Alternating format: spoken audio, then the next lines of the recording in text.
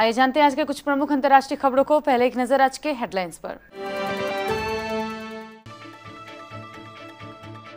बड़ा झटका, सरकार ने 43 मोबाइल ऐप्स पर लगाया बैन, देश की सुरक्षा के लिए बताया खतरा। कोविड वैक्सीन कब आएगी, आपके और हमारे हाथ में नहीं, कहा पीएम नरेंद्र मोदी ने।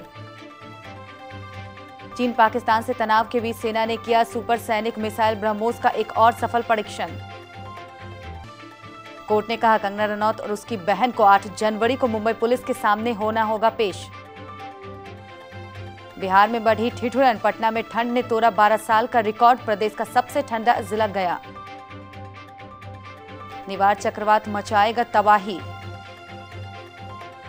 सऊदी अरब ने इस्राएली पीएम के आने की बात नकारी, लेकिन नेतन्याहू ने नहीं।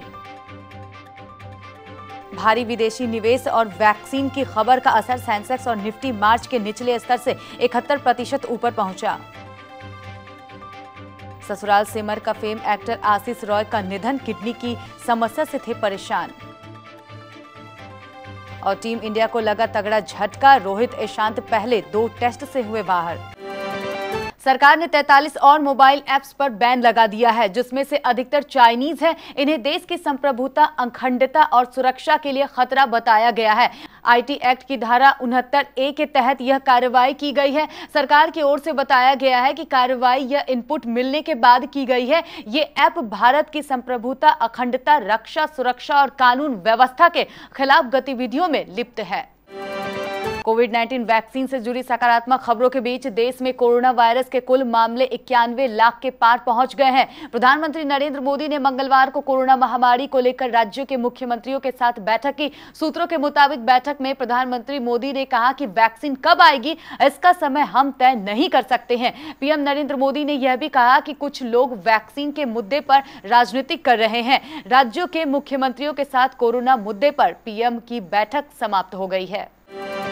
भारत ने अपनी सुपरसोनिक क्रूज मिसाइल ब्रह्मोस के लैंड अटैक वर्जन का आज सफल परीक्षण किया। सूत्रों से मिली जानकारी के मुताबिक भारतीय सेना ने मंगलवार को अंडमान और निकोबार द्वीप से इस क्रूज मिसाइल का सफल परीक्षण किया। न्यूज एजेंसी ने ट्वीट कर इस बात की जानकारी दी है। न्यूज एजेंसी ने ट्वीट कर बताया कि भारत ने आज अंडमान और निकोबार द्वीप समूह से ब्रह्मोस सुपरसोनिक क्रूज मिसाइल के लैंड अटैक वर्जन का परीक्षण किया। ब्रह्मोस मिसाइल का निशाना वहां मौजूद एक अन्य द्वीप पर था। बॉम्बे हाई कोर्ट ने मंगलवार को बॉलीवुड एक्ट्रेस कंगना रनौत और रंगोली चंदेल की याचिका पर सुनवाई करते हुए उन्हें 8 जनवरी को मुंबई पुलिस के सामने पेश होने का आदेश दिया है। साथ ही अदालत ने तब तक मुंबई पुलिस को निर्देश दिया है कि कंगना रनौत और उनकी बहन रंगोली चंदेल के खिलाफ कोई कार्रवाई न करे। अदालत में शिकायतकर्ता के वकील रिजवान मर्चेंट ने बहस की। उन्होंने उम्मीद जताई है कि कंगना को किसी भी तरह के भड़काने वाले भड़काऊ ट्वीट करने से बचना चाहिए। पटना में रविवार की रात ठंड ने पिछले 12 साल का रिकॉर्ड तोड़ दिया। उत्तर पश्चिम से आ रही बर्फीली हवाओं का प्रभाव ऐसा रहा, नवंबर माह का न्यूनतम पारा पिछले 12 साल में सबसे निचले स्तर पर आ गया। इस तरह एक दशक से भी ज्यादा समय का रिकॉर्ड टूट गया। मौसम विभाग के अनुसार रविवार को पटना का पारा 9.4 डिग्री दर्ज रहा। इससे कम तापमान वर्ष 2008 में रहा था, तब न्यूनतम तापमान 9.2 डिग्री तक पहुंच गया था। शनिवार की रात पारे ने जहां पिछले 2 साल का रिकॉर्ड तोड़ा था, जब न्यूनतम तापमान 10.8 डिग्री रिकॉर्ड किया गया था। हालांकि राहत की बात यह है कि राज्य के कुछ भाग में अब उत्तर पूर्व दिशा से भी हवा बह रही है। इससे न्यूनतम तापमान में कुछ वृद्धि के आसार हैं। राज्य के कुछ हिस्से में आंशिक बादल भी छाए रह सकते हैं। चक्रवाती तूफान निवार आंध्र प्रदेश, तमिलनाडु और पुडुचेरी के तटों से मंगलवार और गुरुवार के बीच टकराएगा। बंगाल की खाड़ी से उठे इस तूफान की वजह से कई इलाके में भारी बारिश की आशंका है। भारत के मौसम विभाग ने तमिलनाडु, पुडुचेरी और कराईकल में भारी बरसात का अनुमान जताया है। भारत के मौसम विभाग ने मंगलवार को बताया कि बंगाल की खाड़ी के दक्षिण पश्चिम से उठा चक्रवात 5 किलोमीटर प्रति घंटे की रफ्तार से पश्चिम उत्तर की तरफ बढ़ा और निवार तूफान में तब्दील हो गया।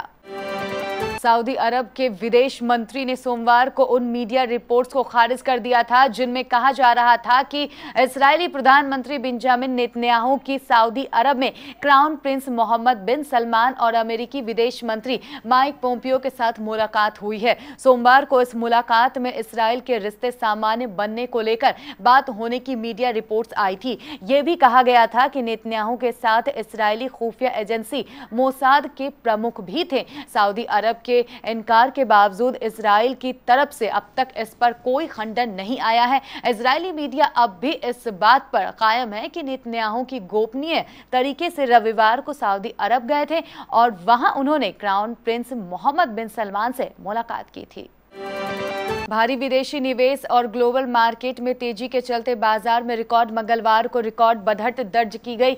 बीएसई सेंसेक्स 445.87 अंक ऊपर 44,523.20 पर और निफ्टी 128.70 अंक ऊपर 13,055.15 पर बंद हुआ। हालांकि कारोबार के दौरान सेंसेक्स ने 44,601.63 और निफ्टी ने 13,089.10 को टच किया। इंट्राडे के लिहाज से दोनों इंडेक्स का यह सर्वोच्च स्तर रहा। इंट्राडे के लिहाज से इंडेक्स का यह सर्वोच्च स्तर है। इससे पहले 23 नवंबर को सेंसेक्स ने 44,271 और निफ्टी ने 18 नवंबर को 12,448.85 के स्तर को टच किया था। टीवी के जाने माने अभिनेता आशीष रॉय ने मंगलवार को अंतिम सांस ली। आशीष रॉय का किडनी फेल होने से निधन हुआ। वह 55 साल के थे। आशीष लंबे समय से बीमारी से जूझ रहे थे। उनकी आर्थिक स्थिति भी अच्छी नहीं थी। सोशल मीडिया पर उन्होंने मदद की गुहार भी लगाई थी। आशीष ने अपने घर पर अंतिम सांस ली। सिंटा के सीनियर ज्वाइंट सेक्रेटरी अमित बहल ने इस दुखद खबर की जानकारी देते हुए कहा, आशीष रॉय का उनके घर पर ही निधन हो गया है। निदेशक अरविंद बब्बल ने मुझे फोन कर इसकी जानकारी दी थी। 17 दिसंबर से ऑस्ट्रेलिया के खिलाफ शुरू हो रही 4 मैचों की टेस्ट सीरीज से पहले टीम इंडिया को बड़ा झटका लगा है। चोट से जूझ रहे ओपनर रोहित शर्मा और तेज गेंदबाज ईशांत शर्मा ऑस्ट्रेलिया के खिलाफ खेले जाने वाले पहले 2 टेस्ट से बाहर हो गए हैं। रोहित शर्मा और ईशांत शर्मा बाकी 2 बचे मैचों में हिस्सा ले पाएंगे या नहीं, इस पर भी स्थिति साफ नहीं हुई है। ESPN क्रिक इन्फो की रिपोर्ट के मुताबिक BCCI ने रोहित शर्मा और ईशांत शर्मा के पहले 2 टेस्ट से बाहर होने की पुष्टि की।